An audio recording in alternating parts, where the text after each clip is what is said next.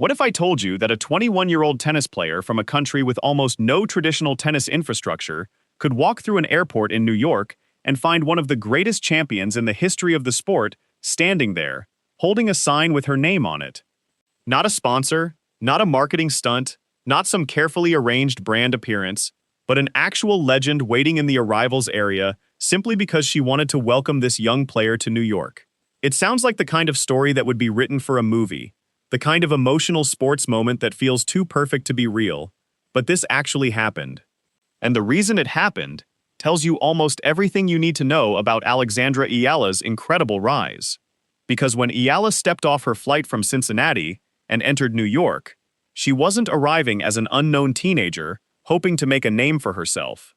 She was arriving as the world number 18, as a WTA champion, as a Grand Slam history maker, and as the young woman carrying the hopes of millions of Filipinos into the biggest tennis tournament in America.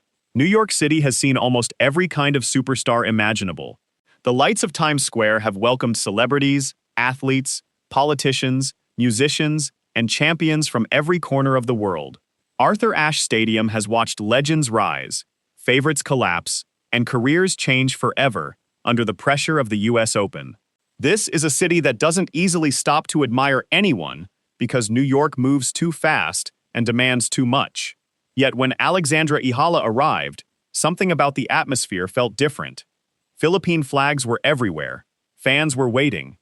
Her name was being shouted through the terminal, and somewhere inside that growing crowd was a person Eala could never have expected to see.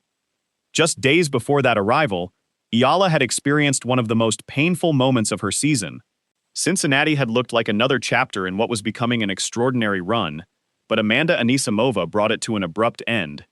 Eala entered the match carrying a 9-match winning streak, confidence, momentum, and the belief that she could keep pushing through another major tournament field. For stretches of the match, it looked as though she would. She had the advantage in the deciding set and was 2 games ahead, close enough to victory that the finish line was clearly visible. But elite tennis can change in a matter of minutes, and Anisimova found another level at exactly the moment Eala needed to stop her. She won 6 straight games, took control of the deciding set, and ended the 9-match streak. For Eala, the defeat was undoubtedly painful because it wasn't simply a loss, it was a match she had been in position to win. The kind of match that can stay in a player's mind for days if they allow it to. But that is where the next part of Eala's story becomes important, because she didn't allow the Cincinnati defeat to define what came next. She didn't stay trapped in the disappointment. She packed her bags, left Cincinnati behind, and turned her attention toward New York. The US Open was still ahead of her, and whatever had happened in Cincinnati, her season was nowhere near finished. In fact, the biggest chapter may have been waiting just around the corner. To understand why the arrival in New York became such a powerful moment, however, you have to understand just how dramatically Alexandra Eala's life had changed in a matter of months. At the beginning of 2026, she was still ranked outside the world's top 40. She was respected, talented, and considered one of the most promising young players in tennis, but she had not yet established herself among the names that casual fans around the world immediately recognized. Her journey was even more remarkable because she came from the Philippines, a country that has passion for sport in abundance, but does not possess the same deep tennis infrastructure available in traditional tennis nations. There were no guarantees waiting for her. There was no established path telling her that a Filipino player could simply walk into the upper levels of professional tennis and belong there. Instead, Eala had to build her own path, one victory at a time, and over the next 8 months, that climb became almost impossible to ignore. The player who had started the year outside the top 40 had risen all the way to number 18 in the world. That wasn't a small improvement. That wasn't simply a promising youngster moving up a few places. It was a transformation, and the most important part was how she earned it. Washington was where the wider tennis world truly began to take notice. Eala didn't simply win her first WTA singles title, she had to go through an extraordinary collection of opponents to do it. Zheng Qinwen, an Olympic gold medalist, stood in her way and fell. Leylah Fernandez, the defending champion, became another major obstacle, and Eala found a way through her as well. Elena Svitolina, ranked inside the world's top 10, presented another enormous challenge, yet Eala continued. Then came Naomi Osaka, a four-time Grand Slam champion whose name alone carries enormous weight in women's tennis. Eala defeated her too. By the time she reached the final, the message was becoming impossible to ignore. This wasn't simply a young player having a good week. This was somebody capable of beating established champions one after another. Waiting across the net in the final was Jessica Pegula, the world number 3, and once again Eala found herself facing an opponent with far more experience at the highest level. Rain interrupted the match, and play was suspended, creating another layer of tension. But when the players returned to the court, Eala produced one of the most decisive stretches of tennis in her young career.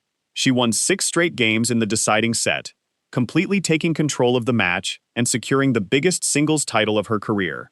For the Philippines, the moment was enormous. The country didn't simply celebrate, it erupted. President Ferdinand Marcos Jr. called to congratulate her, the Philippine Senate held a ceremony in her honor, and Senator Lito Lapid described her as the country's newest and youngest national hero. A young Filipino tennis player who had begun the year outside the top 40 was suddenly being recognized at a national level. Then came Wimbledon, and somehow Eala found another way to make history. She walked onto the grass at the most prestigious tournament in tennis, as the first-seeded Filipino player in Grand Slam history. Think about what that means. This wasn't the first time a Filipino player had competed at Wimbledon. This wasn't the first time a Filipino had appeared at a Grand Slam. This was about breaking another barrier and showing that Filipino tennis could exist on the biggest stages in the sport. But Eala wasn't satisfied with simply holding a historic ranking beside her name. She wanted to compete, and in the second round she found herself on center court against defending champion Iga Swiatek. The pressure of the occasion would have been enormous for almost any young player, but Eala played with the belief that had already carried her through Washington. The first set went to a dramatic tiebreak, which Eala won 11-9, and then she took the second set 6-2 to defeat the defending champion. Suddenly, the story had become much bigger than rankings. The royal box was watching. Catherine, Princess of Wales, was there. Billie Jean King praised her. Venus Williams spoke her name. Maria Sharapova, one of Eala's idols, acknowledged what she had accomplished. Eala eventually reached the 4th round before losing to Jasmine Paolini, but by that point the result almost felt secondary. She had already established herself as one of the stories of the tournament and had made it impossible for the wider tennis world to dismiss her as simply another promising youngster. In the space of a few months, Alexandra Eala had gone from an emerging talent to a global phenomenon. That is the player who eventually arrived at JFK, and that is why what happened next mattered so much. Fans were already waiting for her. Hundreds of them had gathered, carrying Philippine flags and signs celebrating Eala. Messages such as Eala Nation and Our Pride Alexandra appeared throughout the terminal as supporters waited for a glimpse of the player who had become a symbol of national pride. Then the chanting began. Eala, Eala, Eala. Her name echoed through the airport in waves, creating an atmosphere that felt completely out of place for an ordinary arrival, but perfectly fitting for the moment. The energy was already enormous, but then something happened that changed the atmosphere completely. The crowd began to part. Cameras turned in the same direction. People started looking toward the front of the arrivals area, and standing there was a woman whose presence instantly transformed the moment from a fan welcome into something much bigger. Martina Navratilova was waiting for Alexandra Eala. 18 Grand Slam titles. Hundreds of weeks spent as world number 1. One of the most decorated and respected champions tennis has ever produced. And she wasn't standing there because she happened to be catching a flight, or because a sponsor had asked her to appear. She was there to welcome Eala. In her hands was a simple sign that read, "Welcome to New York, Alexandra." For a 21-year-old player still in the early stages of her career, that image was almost impossible to comprehend. One of the greatest champions in tennis history had personally come to greet her. The reaction from Eala made the moment even more powerful because it didn't look rehearsed. When she saw Navratilova, the disbelief on her face was obvious. The cameras caught the hug, the emotion, and the words Eala managed to get out in the middle of it all. "I can't believe this. Thank you so much." The fans erupted again, and within minutes the moment was spreading across social media. But the deeper significance wasn't simply that a tennis legend had welcomed a young player at an airport. Navratilova had been following Eala's development for months, publicly praising the excitement she was bringing to the sport. and recognizing the way her rise was attracting new fans, particularly throughout Southeast Asia. Eala wasn't just winning matches, she was giving people who might never have followed tennis a reason to watch. That kind of influence is difficult to measure with rankings and statistics, but legends of the sport can recognize it when they see it. Navratilova had seen something in Eala that went beyond the immediate results, and she wasn't afraid to tell her exactly what she needed to improve. That honesty may have been even more valuable than the public praise. The biggest area of concern was Eala's serve. Navratilova had broken down the mechanics of Eala's service game and pointed toward an obvious opportunity for improvement. The first serve was reportedly traveling at only around 80 to 85 miles per hour, even though Eala possessed the physical tools to generate significantly more pace. Her grip needed adjustment, her kick serve was not being used as effectively as it could be, and as a left-hander she had another potential weapon available through the slice serve. Navratilova's criticism was blunt. She described the serve as too much of a puffball, essentially telling Eala that one of the biggest areas of her game had not yet reached the level of the rest of her ability. That kind of assessment could be difficult for a young player to hear, especially from somebody whose opinion carries so much authority. But Eala listened. She didn't treat the criticism as an insult. She treated it as information. She went back to work, because the difference between a player who wants attention and a player who wants greatness is often what they do after somebody tells them exactly what is wrong. Greg Rusedski, the former British #1, echoed the same broader message, emphasizing that Eala's serve needed to become a first-strike weapon. On the hard courts of New York, where aggressive serving and quick points can dramatically change a match, that improvement could become one of the most important developments of her career. And now the timing couldn't have been more perfect, because New York was waiting. Arthur Ashe Stadium was waiting. The US Open was waiting. Eala arrived with several opportunities in front of her, including women's singles as a projected top 18 seed, mixed doubles alongside Felix Auger-Aliassime, and an exhibition appearance against American rising star Liva Jovic that would allow her to experience the atmosphere before the tournament's most important moments arrived. The schedule was demanding, the expectations were enormous, and the pressure was unlike anything she had experienced at the beginning of the year. Yet when Eala was asked about the challenge, she didn't sound overwhelmed. Her answer was remarkably simple. She would focus on her level of play, and the ultimate goal was to win. There was no attempt to make a dramatic speech, no effort to pretend the pressure didn't exist. Instead, there was the calm confidence of a player who had already learned that attention doesn't win matches. Tennis does. That attitude is part of what has made Eala such a fascinating figure beyond the tennis court. As her popularity has exploded, people have begun comparing her influence to another Filipino sporting icon, Manny Pacquiao. The comparison isn't simply about athletic ability.